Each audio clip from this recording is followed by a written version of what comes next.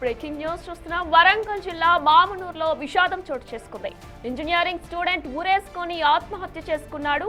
Vagdevi college లో వంశీవర్ణ BTech final year చదువుతున్నాడు.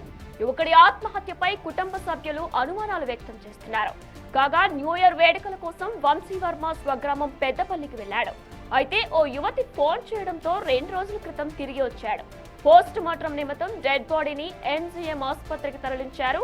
వంశీవర్మ మృతిపై విచారణ జరపాలని బాధిత కుటుంబ సభ్యులు డిమాండ్ చేస్తున్నారు.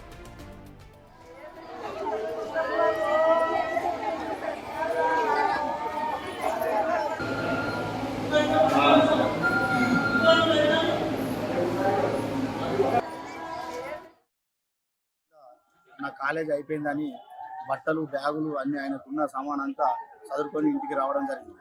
అయితే వచ్చిన తెల్లారి నుంచి ఆయన వ్యవసాయ పనులు వాళ్ళ తల్లిదండ్రులు చేస్తారు కాబట్టి ఆ వ్యవసాయ పనులకు వాళ్ళ తల్లిదండ్రుల పాటు ఆయనతో పొలాలకు వెళ్ళడం, నీళ్లు పెట్టడం, గడ్డి పోయడం ఇలాంటి తల్లిదండ్రులకి సహకారం చేస్తున్నారు.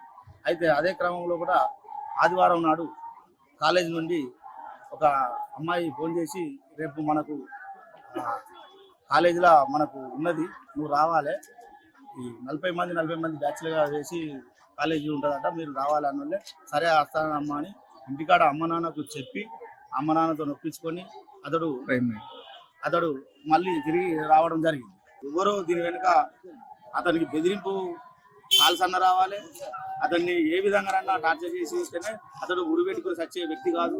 అతడు మొండి వాడు, మాకే సమాధానాలు చెప్పేటప్పుడు మేము అతడు మాకన్నా చిన్న వయసే కానీ మాకు ఎదిరించి మాట్లాడి గిట్ల కాదు గిట్ల ఉండాలని చెప్పే మనిషి ఇలా మాకు ఇంటి దగ్గర వ్యక్తి ఆయనను కోల్పోవడం మేము చాలా బాధాకరంగా ఉన్నాం.